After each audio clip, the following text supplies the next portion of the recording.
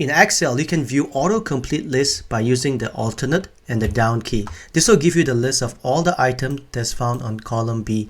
This is the same list that Excel uses when you do autocomplete. If I type pear, you can see it automatically completes it for you.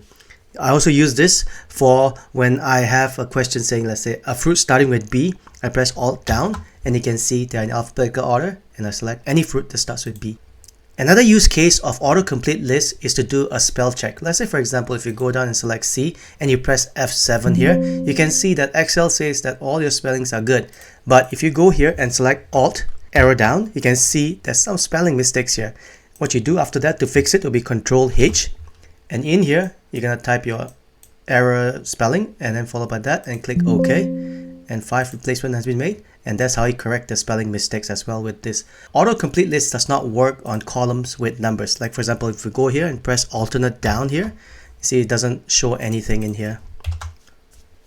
If you have enabled filter on your table, you can also use the same hotkey. Let's say I'm going to press Ctrl Shift L to enable filter on my header. Over here, you select your header and press alternate down. It will show you your filter context menu.